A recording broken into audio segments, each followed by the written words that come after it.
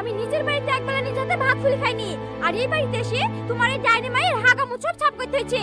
চুপ করো। আমার মেয়েকে আমার বাড়ির কাজ করতে দিইনি, নিজের হাতে ভাত পর্যন্ত খুলে খেতে দিইনি, আর তুমি আমার মেয়েকে যে গুটে বাড়ির কাজ করে লিবা, তোমার মায়ের সেবা যত্ন করে লিবা, আমার মেয়েকে তোমার বাড়ির চাকর। দেখো হাসি, এটা তোমার বাড়ি না, এটা আমার স্বামীর বাড়ি। এই বাড়িতে থাকতে হলে সব কাজ করতে হবে, নাহলে তোমাকে ঘাড় ধাক্কা দিবে করে দিব। এই তো সাহস তো কম না।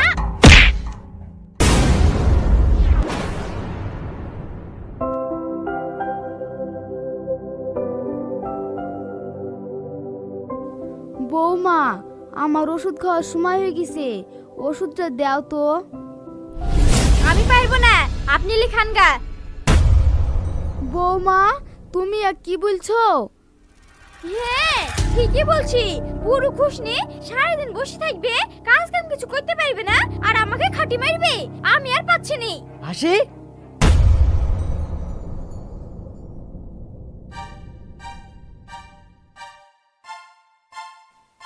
তোমার সাহস তো কম না, তুমি আমার মাকে উল্টো পাল্টা কথা বলছো। হ্যাঁ বলেছি, বেশ করেছি। আমি কি তোমার মায়ের সারা জীবন দাসী খাটবো নাকি? আমি কি এবারে কাজের লোক? এই, তুমি আবার এক কি কথা বলছো? তুমি এই বাড়ির বৌমা, তুমি করবে না তো কে করবে? তুমি দেখতে আছো না মা অসুস্থ। তোমাকে আমার বিয়ে করাটাই ভুল হয়েছে। এই বাড়িতে এসে আমি কাজ করতে করতে শেষ হয়ে গেল।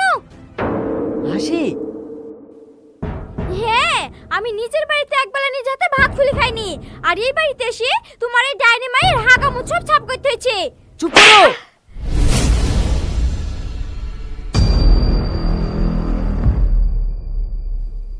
সেলিম, তুই এটা কি করছিস?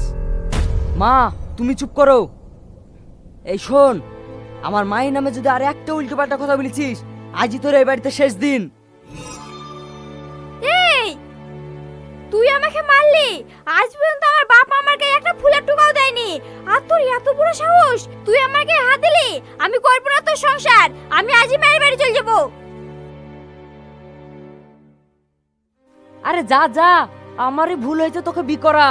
আগে যদি জানতুক তোর মতো খারাপ মেয়েকে আমি বিয়ে করতুক না। আমার মাকে যে ভালোবাসতে পারবে না, ওরকম মেয়ে আমার দরকার নাই। চলে যাচ্ছি, থাক তুই তোর মা খেলি।